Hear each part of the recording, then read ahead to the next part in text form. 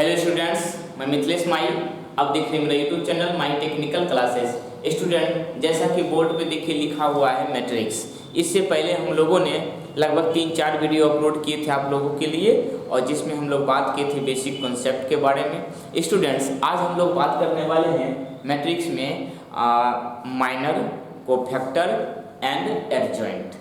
ये 3 बातें अगर हम लोग सीख लेते हैं, इस 3 टॉपिक पे अगर अच्छे से हम कवर कर लेते हैं, तो स्टूडेंट्स एग्जाम में जो क्वेश्चन आता है जिसमें पूछा जाता है फाइंड इनवर्स ऑफ मैट्रिक्स, वो आसानी से फाइंड कर सकते हैं। तो इनवर्स ऑफ मैट्रिक्स फाइंड करने के लिए हमें कोफैक्टर और एडजॉइंट मालूम होना चाहिए, और कोफैक्टर मालूम करने के लिए स्टूडेंट्स माइनर मालूम होना चाहिए। तो इसीलिए स्टूडेंट्स हम इस 3 टॉपिक पे आज बात करने वाले हैं।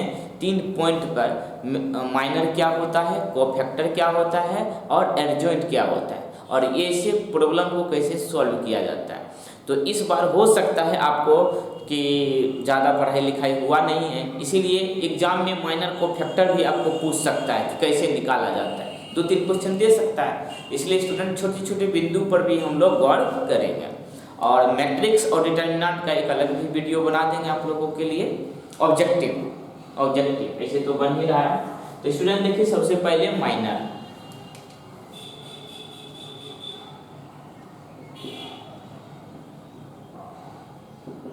जनरली माइनर को m से रिप्रेजेंट किया जाता है स्टूडेंट्स।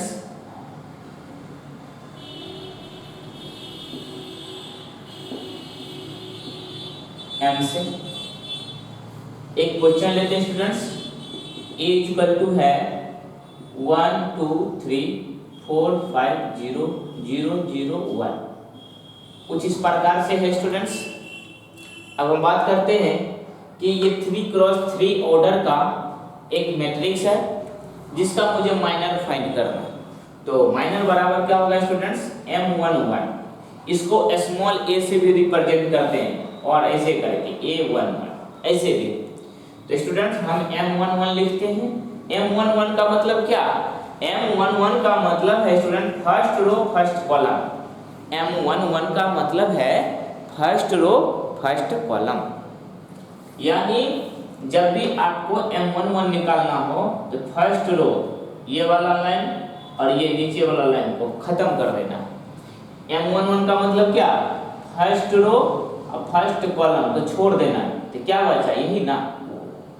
इसको लिखेंगे स्टूडेंट्स 5 0 0 1। ये डिटर्मिनेंट का चिन्ह है। अगर ऐसा साइन हो तो वो मैट्रिक्स का, अगर ऐसा तो मॉडुलस की तरह हो तो उसको कहते हैं डिटर्मिनेंट। डिटर्मिनेंट में क्या होता है स्टूडेंट्स, अगर यहाँ पे 2 है 3 है 4 है 5 है, कहूँगा इसका वैल्यू फाइंड करिए डिटर्मिनेंट का। तो स्टूडेंट क्रॉस मल्टीप्लाई होता है, ये इसके से मल्टीप्लाई होता है 5 × 10, और माइनस का चिन्ह दिया जाता है, और 4 × 3 यानी 12, माइनस कर दीजिए -2 आंसर। तो डिटर्मिनेंट को ऐसे एक्सपेंड किया जाता है। तो हम क्या करेंगे स्टूडेंट्स, जब भी मुझे माइनर फाइंड करना होगा तो जिस रो और कॉलम की बात होगा उसको छोड़ देना। फर्स्ट रो फर्स्ट कॉलम की बात हो रहा है तो ये लाइन और ये लाइन छोड़ देना। बचा क्या, 5 0 0 1। क्रॉस मल्टीप्लाई कर दीजिए 5 × 1 तो 5 और -0 तो 5 ही हो जाएगा। उसके बाद निकालेंगे m12 first row second column. इसका मतलब है स्टूडेंट फर्स्ट रो और सेकेंड कॉलम की बात हो रहा है, मतलब हम इस लाइन का माइनर निकाल रहे हैं। First row second column, first row second column इसका। तो ये वाला लाइन खत्म होगा स्टूडेंट्स, ये फर्स्ट रो खत्म कर दीजिए और सेकेंड कॉलम खत्म कर दीजिए। जो रो और कॉलम लिखा रहेगा उसका बात नहीं करेंगे। तो यहाँ पे क्या बचेगा, 4 0 0 1, ये रहेगा 4 0 1 0 1। फिर ये क्रॉस मल्टीप्लाई होगा, 4 एकम 4 4 और -0 तो 4 ही बचेगा स्टूडेंट। फिर बात करेंगे m13 का मतलब क्या, फर्स्ट रो और थर्ड कॉलम। तो फर्स्ट रो तो यही है और थर्ड कॉलम ये है, इसको छोड़ देना है। तो बचा क्या, 4 और 5 0 0। स्टूडेंट 4 × 0 0 और -5 × 0 0 तो बराबर क्या हो जाएगा, 0 ही होगा। अच्छा, अब बात होता है, अब फर्स्ट रो का सारा एलिमेंट खत्म है, अब सेकेंड रो चलेगा, तो क्या लिखा है 2 1, मतलब सेकेंड रो और फर्स्ट कॉलम। सेकेंड रो मेरा ये है, इसको छोड़ देना है, फर्स्ट कॉलम ये है, ये छूट जाएगा। तो क्या लिखा है स्टूडेंट्स, सेकेंड रो, इसका सारा एलिमेंट छोड़ देना, नहीं लिखना है, अब फर्स्ट कॉलम भी छोड़ देना, बात कर रहे हैं यहाँ पर। बचा क्या 2 3 0 1, तो 2 3 0 1 मल्टीप्लाई कर दीजिए, 2 एकम 2 और माइनस 0 बराबर 2 ही।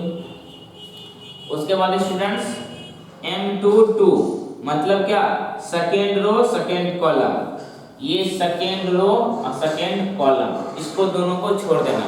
सेकेंड रो 2 2 2 वाला है, सेकेंड रो हमेशा छोड़ देना है। आप देखिए फर्स्ट कॉलम छोड़े थे फर्स्ट कॉलम में, अब सेकेंड कॉलम छोड़ो, अगला जब लिखूंगा तो थर्ड कॉलम छोड़ देंगे। तो स्टूडेंट्स इसमें क्या लिखाएगा 1 3 और 0 1। लाइट तो कट गया, दिख रहा है क्या?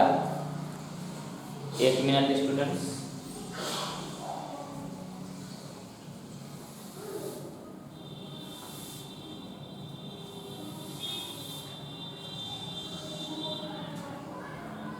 कुछ परेशानियां होगा, शायद दिख जाए, इसको थोड़ा जूम कर देते हैं।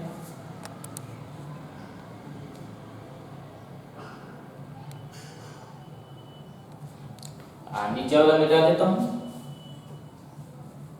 तो स्टूडेंट्स इतना फाइंड किए, अब हमको फाइंड करना है स्टूडेंट्स m2 2, मतलब सेकेंड रो और सेकेंड कॉलम।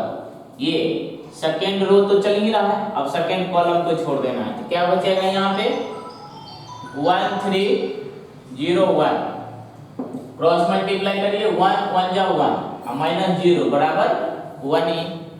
उसके बाद स्टूडेंट्स m2 3, सेकेंड रो और थर्ड कॉलम, सेकेंड रो हमारा यही चल रहा है अभी, और थर्ड कॉलम ये छूटेगा, तो बचेगा क्या? बचने वाला है स्टूडेंट्स 1 2 0 0, यानी 1 2 0 0, तो ये हो जाएगा हमारा 0, क्योंकि 1 0 0 और 2 × 0 0। अब स्टूडेंट 3 स्टार्ट होगा, थर्ड कॉलम, सेकेंड रो खत्म हो चुका है, अब क्या चलेगा थर्ड रो। थर्ड रो क्या होगा, थर्ड रो फर्स्ट कॉलम बराबर, ये तीसरा रो चलेगा। अब इस लाइन को हमेशा छोड़ते रहेंगे, और इसमें फर्स्ट कॉलम फर्स्ट बार में, तो बचेगा क्या 2 3 5 0, यहाँ हो जाएगा 2 3 5 0, क्रॉस मल्टीप्लाई करेंगे, ये इसके साथ में 0 माइनस 15 बराबर माइनस 15। उसके बाद स्टूडेंट्स M32 में क्या करना है, तीसरा कॉलम तो छोड़ना ही है, अब सेकेंड तीसरा रो तो छोड़ देना है, अब सेकेंड कॉलम भी छोड़ना है, क्योंकि 3 2 की बात हो रहा है, जिसका बात होगा उसका एलिमेंट नहीं लिखते। तो स्टूडेंट्स ये लाइन और ये लाइन खत्म, तो 1 3 4 0, तो 1 3 और 4 0, क्रॉस मल्टीप्लाई करिए, 1 0 0 माइनस 4 किया 12, यहाँ जाएगा माइनस 12। उसके बाद स्टूडेंट M33, मतलब तीसरा रो तीसरा कॉलम, तीसरा रो तो चल ही रहा है, अब तीसरा कॉलम भी छोड़ देना, तो क्या बचेगा 1 2 और 4 5, क्रॉस मल्टीप्लाई करिए, 5 1 जा 5 माइनस 4 2 जा 8, कैलकुलेशन करिए तो माइनस 3। स्टूडेंट ये था माइनर, हमने माइनर पूरी तरह से निकाल लिया। अब एक जगह इसको दिखा देना, जिस तरह से A बराबर इतना है ना, ये एक मैट्रिक्स है 3x3 का, हमने सभी रो और कॉलम का, सभी एलिमेंट का हमने अलग अलग माइनर फाइंड कर दिया। अब इसको एक जगह लिखना है, इसीलिए माइनर ऑफ A, मतलब इस मैट्रिक्स का माइनर बराबर क्या हो जाएगा स्टूडेंट्स, ये जो देख रहे हैं ना, फर्स्ट रो के एलिमेंट को फर्स्ट रो में लिखेंगे 1 1 1, मतलब क्या ये 1 1 किसको रिप्रेजेंट कर रहा है, फर्स्ट रो को। जहां जहां m में पहला 1 है वो फर्स्ट रो के एलिमेंट है, तो फर्स्ट रो का एलिमेंट क्या है 5 4 0, यहां पे लिखेंगे स्टूडेंट्स 5 4 0। अब जहां से 2 स्टार्ट हुआ है 2 1 2 2 2 3, ये सेकेंड रो के एलिमेंट हैं, ये कितना है 2 1 0, ये स्टूडेंट लिखेंगे 2 1 0। अब जहां 3 से स्टार्ट हुआ है 3 1 3 2 3 3, ये तीसरे रो का एलिमेंट है स्टूडेंट्स। 15 -12 -3, ये हो जाएगा -15 -12 -3। स्टूडेंट्स ये हमारा कैलकुलेशन और ये हमारा आंसर हुआ है। तो स्टूडेंट्स आप अच्छे से समझ गए होंगे कि किस तरह से किसी भी मैट्रिक्स का माइनर फाइंड किया जाता है। तो स्टूडेंट जब भी कोई मैट्रिक्स दिया रहे तो देखिए कितने क्रॉस का है, 3 क्रॉस 3 का है। तो फर्स्ट रो में जितना एलिमेंट है M11 M12 M13 निकाल लेंगे, फिर सेकेंड रो का, फिर थर्ड रो का, बारी बारी से सभी मैट्रिक्स का हम लोग माइनर फाइंड करके और लास्ट में ये आंसर लिख देते हैं। ये मेरा रिक्वायर्ड आंसर होगा। तो नोट कर लीजिए स्टूडेंट्स।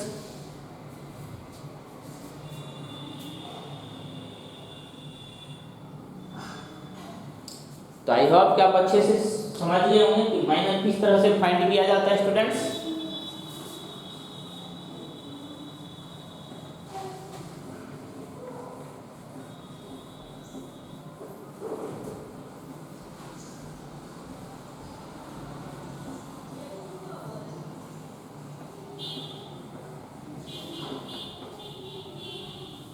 अब देखिए स्टूडेंट्स, ऑब्जेक्टिव में अगर पूछता है माइनर फाइंड करने के लिए ऐसा दे दे, a इक्वल टू दिया है 1 2 और 4 और यहाँ पे -2, कहता है इसका माइनर फाइंड करिए।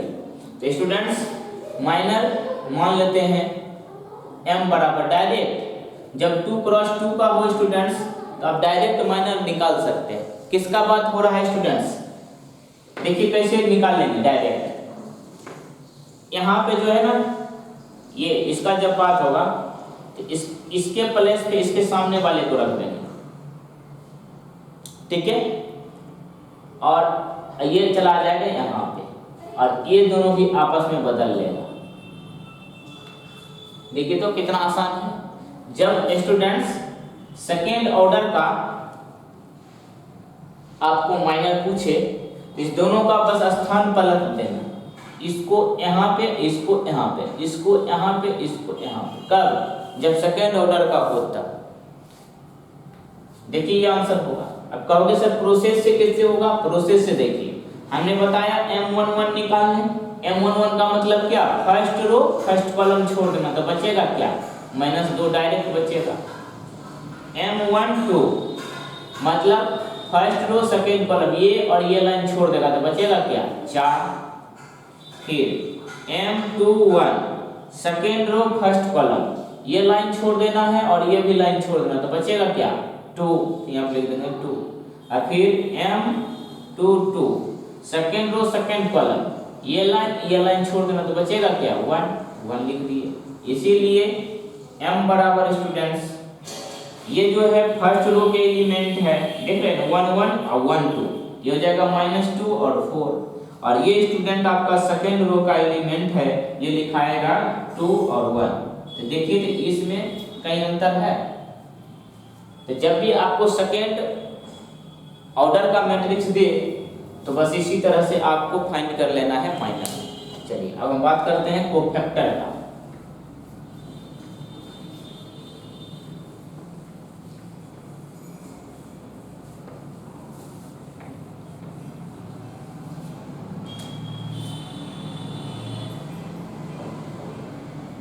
Cofactor of matrix. देखिए स्टूडेंट्स, कोफैक्टर का फार्मूला होता है, उस फार्मूला को पहले समझ लीजिए स्टूडेंट्स। कोफैक्टर ऑफ मैट्रिक्स बराबर होता है -1 पे power I plus j into minor of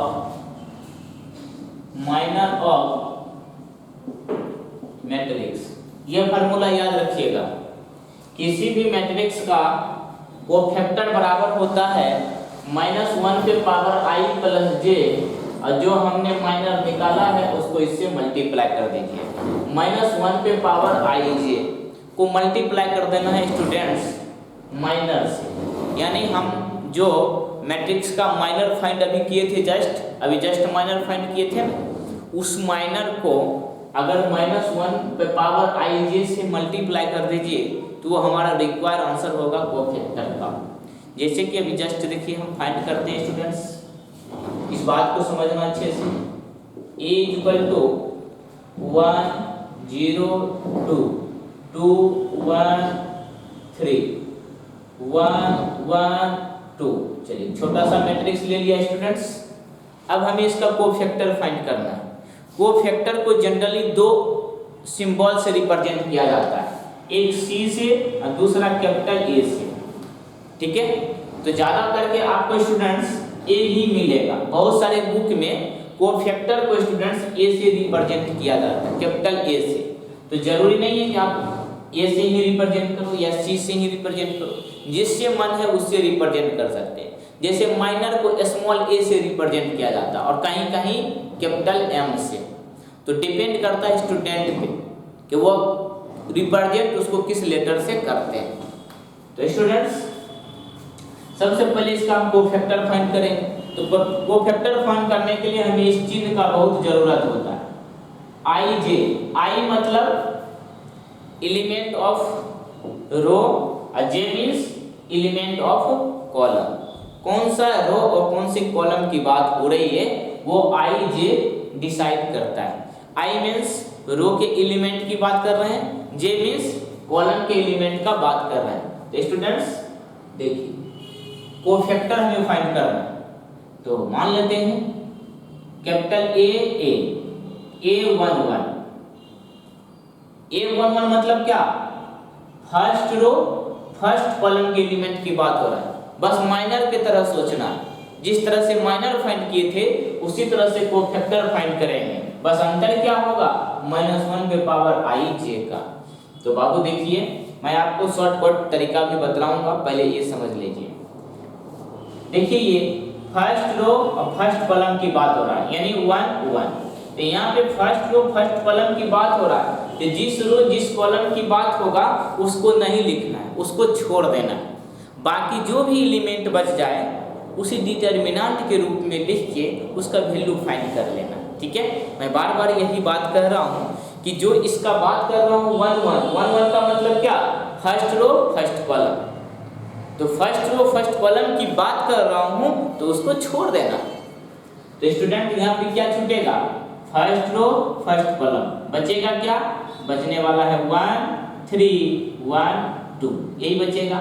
लेकिन एक बात का ध्यान ये भी रखना है कि -1 पे पावर ij को नहीं छोड़ना है।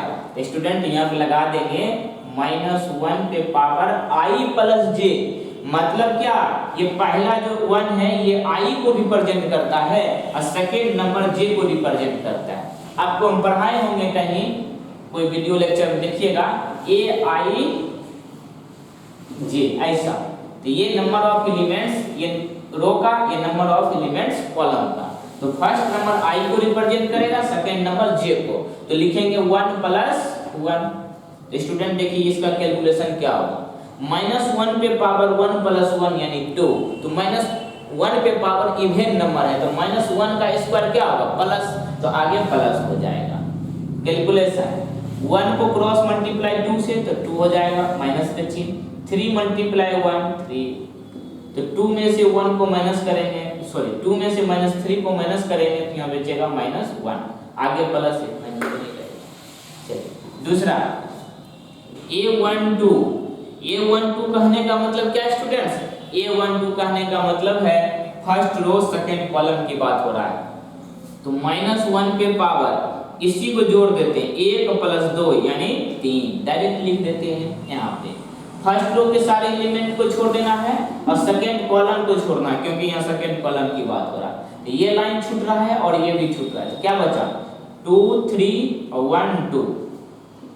इसका कैलकुलेशन -1 पे पावर 3 ऑड, तो माइनस रहेगा क्रॉस, इसको इससे गुना करो तो 4 और -3 × 1 = 3, बाहर निकल रहा है कितना, 4 में से -3 जाएगा तो बचेगा स्टूडेंट कितना 1, लेकिन बाहर में इंतजार कर रहा है -1 भी, ये हो जाएगा -1। फिर स्टूडेंट्स A12 A1 सॉरी 3, क्योंकि A1 2 तो फाइंड कर लिए। फर्स्ट रो थर्ड कॉलम, तो -1 पे पावर कितना 4, क्यों 3 1 4, बचेगा क्या, फर्स्ट रो चल रहा है, यहाँ थर्ड कॉलम की बात हो रही है, इस दोनों लाइन को छोड़ देंगे, बचेगा 2 1 1 -1 पे पावर 4 तो प्लस हो जाएगा, ब्रैकेट में बचेगा 2 1 जा 2 -1 बराबर 1। तो फर्स्ट रो की बात हो गया student, first row first column, first row second column, first row third column find कर लिए। अब हमें फाइंड करना है second row, A2 1 second column first row, तो -1 पे पावर 2 + 1 3, और यहाँ हो जाएगा स्टूडेंट्स, ये लाइन खत्म होगा, ये भी खत्म होगा, 0 2 1 2 0 2 1 2, यहाँ पे हो जाएगा माइनस, यहाँ बचेगा 0 -2 बराबर +2, क्योंकि ये माइनस बच रहा है, बाहर में माइनस है, इसीलिए हो जाएगा प्लस। फिर यहाँ से निकालेंगे A2 2 -1 पे पावर 2 + 2 यानी 4, और यहाँ पे बच रहा है second column second row second column, replace करेंगे तो बचेगा 1 2 और 1 2 यानी 1 2 1 2, तो -1 पे पावर 4 तो हो जाएगा +2 और -2 बराबर 0। फिर स्टूडेंट निकालेंगे A2 3 यानी -1 पे पावर 5, 2 + 3 5। अब यहाँ बात हो रहा है सेकेंड रो थर्ड कॉलम का, यानी सेकेंड रो ये थर्ड कॉलम ये छोड़ देना है, बचेगा 1 0 1 1 यानी 1 0 1 1। इसको मल्टीप्लाई करिए तो माइनस बचेगा बाहर में, ये हो जाएगा 1 - 0 बराबर -1। अब स्टूडेंट सेकेंड रो भी कंप्लीट हो गया। अब हम बात करेंगे थर्ड कॉलम का, तो थर्ड कॉलम में हो जाएगा A3 1, तो -1 पे पावर 4, तीसरा रो चल गया, तीसरा रो फर्स्ट कॉलम, बचेगा क्या 0 2 1 3, माइनस पे पावर 4 प्लस हो जाएगा, बचेगा क्या यहाँ पे 0 -2, कंप्लीट आंसर -2। फिर स्टूडेंट्स 3 2, तीसरा रो सेकेंड कॉलम, तीसरा रो ये है सेकेंड कॉलम ये है, इसे छोड़ देंगे, बचेगा स्टूडेंट्स -1 पे पावर पहले हो जाएगा 5, यहाँ बचेगा 1 2 और एक गलती की है, नहीं ठीक चल रहा है, 1 2 2 3 1 2 2 3, यहाँ पे बचेगा माइनस, यहाँ पे हो जाएगा 3 1 जा 3 -2 × 2 4, अंदर में बच रहा है -1 लेकिन बाहर में माइनस है, इसलिए हो जाएगा +1। लास्ट स्टूडेंट A3 3, तो -1 पे पावर 6, तीसरा रो तीसरा कॉलम, तीसरा रो ये तीसरा कॉलम ये, बच रहा है 1 0 2 1, ये हो जाएगा स्टूडेंट्स आपका -1 पे पावर 6 यानी प्लस, ये हो जाएगा 1 - 0 बराबर +1। स्टूडेंट ये था कोफैक्टर, हमने कोफैक्टर फाइंड करके आपको बतलाया। बस देखो माइनर की तरह ही तो फाइंड हुआ, अगर मैं ये -1 पे पावर 1 + 1 को मल्टीप्लाई नहीं करूं तो ये क्या है माइनर है। जितना भी यहाँ पे देख रहे हो सभी सामने वाला फर्स्ट वाला नंबर -1 पे पावर 3, -1 पे पावर 4, -1 पे पावर 3, ये सबको अगर हटा लिया जाए तो ये क्या है माइनर है, माइनर ही है ना। लेकिन जब इसको हम रहने देते हैं, इसके साथ में इसको मल्टीप्लाई कर देते थे तो वही उसका कोफैक्टर हो जाता है। स्टूडेंट इसको नोट कर लीजिए।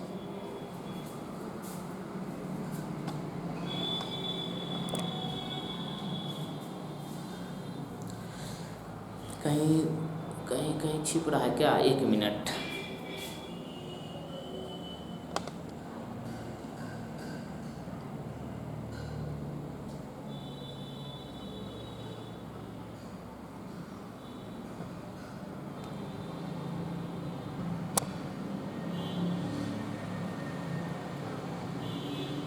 ठीक है, नोट कर लीजिए। तो आपको एग्जाम में इसी तरह से फाइंड करना है कोफैक्टर। एक और तरीका मैं बताऊंगा कोफैक्टर फाइंड करने का एक ही बार में। चलिए मिटाओ इसको।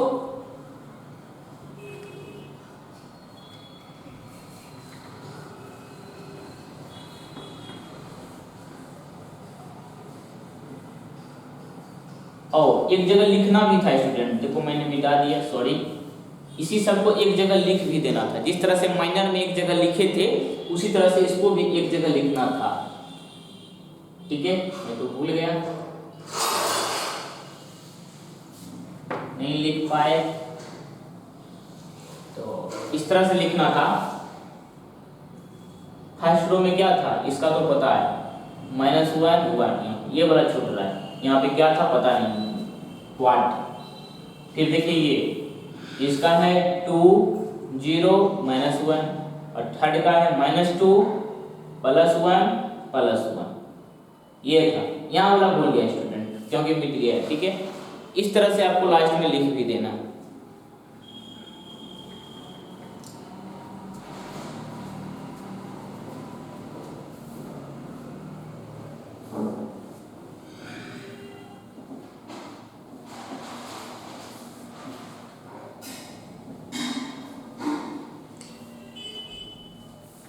तो स्टूडेंट्स अगले वीडियो लेक्चर में हम लोग फिर से कोफैक्टर के बारे में पढ़ेंगे